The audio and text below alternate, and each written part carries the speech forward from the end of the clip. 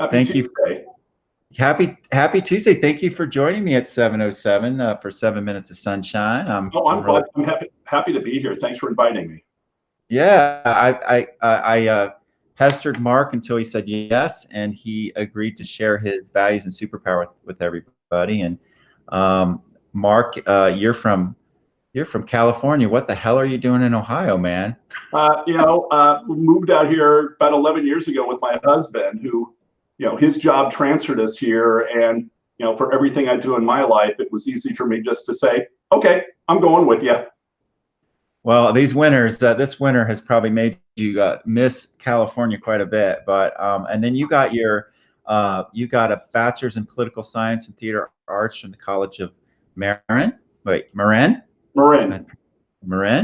which is close to San Francisco. And then you were executive director of Capital Sound in Wisconsin. And then you've been very involved in public affairs. You've been a political consultant, and then most recently, you worked for the Franklin County Sheriff's Office as public information officer. I bet that was interesting. It was, it was interesting going into law enforcement at 50. Even though I was a civilian employee, at 50 years old, you don't expect midlife to take you into the world of law enforcement. It was definitely an interesting 4 years. Very interesting background, Mark. So we also sit at the LGBTQ roundtable together, and we've been working through a lot of community issues, and that has been a fantastic experience. So thank you for taking the time. I am going to turn this over to you. We put together a little slide, and I'm going to ask that you share your values and your superpower with everybody. So go ahead, Mark. Well, this really got me to start thinking. My core values really, rotate around things that I think are all interconnected with each other. Compassion. I was raised by a mom who, single mom, who was very big on making sure that we were compassionate to one another. We don't show compassion enough to our fellow man, even though we're on a journey all together. Depending on which way we're going, we're still moving down the road in the same pathway. And to me, compassion has always been there because I've been fortunate in my life, just raised by a mom who kept a roof over our heads and kept food on our table. And she wanted to make sure that we were compassionate to others who didn't have a lot of that in their lives. And that goes right along with generosity. To me, you can't be generous without compassion, and you can't be compassionate without generosity. This is, I've always seen it as, if I've got the ability to be generous to someone, whether it's, with my time, my money, my volunteer, I'm willing to give it. That's just how I was raised by my mom. And I am really passionate about diversity. It goes even to my most recent experience with my job at the sheriff's office, where I was really given the opportunity to talk about diversity, and how, as a white man, a white cisgender male, I think it's incumbent upon me to push diversity, to make sure that our culture is rich with all voices and all, genders and all abilities. And, diversity to me is a part of that whole compassion, generosity, whole paradigm. And most important to me, even though I've got it fourth on there, to me it all encircles family. And when I say family, I'm talking about a family that I've chosen, that my husband and I have chosen, not necessarily, family by blood or birth. I think our biggest family is the ones we've chosen, and it's folks we've brought into our family. And it, to me, it doesn't matter if I've done it once, if we've met you once, or we've met you a bunch of times. With, my husband and I, if you come into our household as a stranger, you always leave as family, because I think our diverse culture, our LGBTQ community, we all talk about, we're with family. Well, I think we as LGBTQ folks probably understand chosen family better than anyone, and that's where it all comes around to. And then if we're talking superpower, my superpower is my loyalty. I tell folks, people that are friends, close, if you ever need me for anything, get on the phone, call me, contact me. I'll drop what I do. I never hesitate for people that are part of my life. I will drop anything and everything if others are in need, and because I'm loyal to folks. So Mark, that's really cool. And you just have some powerful photographs there that we'd be remiss if you didn't share some of those photographs. So I'm going to go back off screen and let you do that. Yeah, well, a lot of that encompasses what I can, encompasses my core values. The two top pictures on there, those are both my moms. And what I mean, both my moms, I was adopted out of the hospital. So the person that's on the upper left of that, that's my mother by birth, who I found through Ancestry.com a couple of years ago, and actually, had a chance to meet her. And, it was just a special moment. And the one on the right is my adopted mom, who raised me literally from out of the hospital. And, I'll always cherish that. And coupled with finding my birth mom, down on the lower left, that's my half brother, Sean, who, we've got so much in common and so much alike that we got rid of the word half and we're just brothers. And it turns out that he's got a husband of his own. So it seems like, gay kind of ran in the biological side of the family. And although you can't see the picture too clearly, the picture next to that was the day Mark and I got officially married in Southern California. You can't tell in that picture, but we were both in kilts and we were married at a Scottish restaurant. And part of what I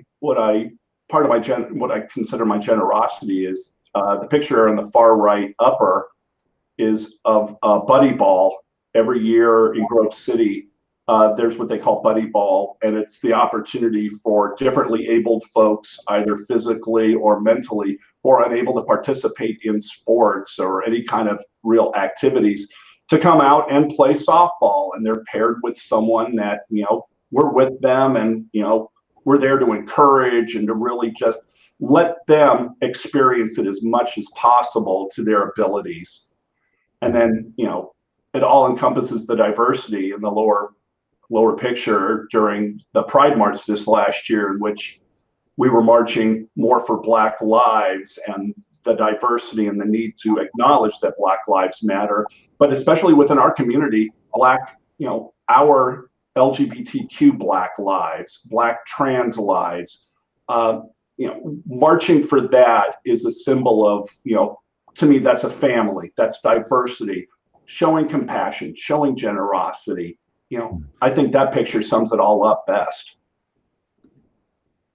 Nice. That's fantastic.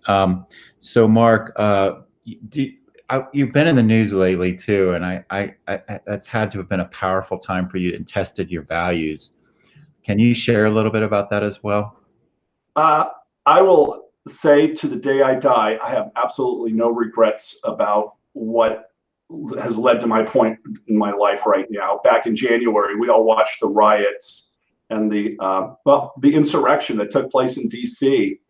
I commented on that whole experience on my personal Facebook page, calling out the fact that we were watching, law enforcement officers letting protesters just, into the Capitol and ransack, and we're taking selfies with protesters and the rioters. And I commented about how it was white privilege, because had it been Black Lives Matter protests, and we all know this, had it been a BLM protest, there would have been tanks out there. There would have been a lot more violence. And I called out the white privilege. Unfortunately, when I got to the office the next day, those comments didn't go over too well, and I was forced to resign from my position at the sheriff's office. Not even 17 hours between when I posted and when I was told to leave. And the outpouring of support from people, I've gotten, Tom, I've gotten messages from around the country. I got messages from people in Florida, from New York, from out in California, that just, thanking me for making the statement. And while I appreciate all the thanks and everything, to me, that's just, if I didn't point that out, even in the emotion of the moment, I wasn't making any grand statement. I was simply posting what the world was watching at that time. And, if losing my job means white men and white women and, us, if it gives more encouragement to folks to come out and speak about Black lives and how Black lives do matter and how we need to be the ones that speak up, because Tom, you and I know, African-American folks, Black folks have been protesting, for their lives for years. And, I think it's incumbent upon us to get in there and support and lend our voices, because, when more voices are yelling in protest, eventually people are going to hear it and people are going to respond. Well, Mark, a couple comments. First of all, thank you for sharing your values and your superpower. Loyalty being your superpower, that's really unique. It's the first time we've had loyalty. We've done about 70 interviews. So that's a very special one. It must have been really challenging, since I'm sure you were trying to be loyal to your employer, and you had conflicting values there. You had conflicting, competing commitments to your own values. And you stood up for your own values, and you stood up for your community, and you made the right choice. And there's consequences to our choices for standing up for our values. And you're just a great example of, life is short, isn't it? And to sacrifice our values, it just isn't worth it. It's just not worth it. But I think what was most inspiring to me, I'll never forget reading about this in the news and then knowing you, was that you did not back down. You did not try to save your job, your income. I mean, you can't get more core than, your economic security. And you stood up, and you stood up for your statements in your subsequent interviews. And that was where it went to another level. And I think you sacrificed, you made a sacrifice for yourself and for your community. So thank you for that. You'll never know how many people that impacted. You'll never know who read that. And you have a story to tell. I think that's now much more powerful. It's important that, I told folks, I needed to speak up and I needed to speak out. And my loyalty is, at the end of the day, are to my values. And if I can't be loyal to my values and what I stand for, then, that superpower is just a word. It means nothing otherwise. Well, Mark, you're one of the reasons why I love the 7 Minutes of Sunshine and doing this work. And, all of us come to points in life where we have to make a choice. We make choices every day, but we make big ones with consequences when it comes to what we decide to do with our lives, how we show up in the world. And I have to say, it sounds to me, and I'm going to guess, that you feel really damn good about yourself for standing up and doing the right thing. I got to tell you, Tom, the day after that all happened, I probably had my best night's sleep in a long time, because I could wake up in the morning, look at myself in the mirror, and not have any regrets whatsoever about what happened. And I'd do it again. Thank you, Mark. Thank you for sharing the story. I really appreciate it. I love working with you at the round table. Likewise. You're a very strong voice. And I think you do exemplify those values, especially your generosity of your time, your resources, and your willingness to put yourself out there. So thank you, my friend. Thank you, Tom. It was great being with you. I appreciate it. I hope you have a wonderful rest of your day. And remember, even when it's really damn cloudy out, Mark, the sun is always shining, right? Amen. All right, my friend. Have a great day. Take care. You too. Bye-bye. Bye-bye.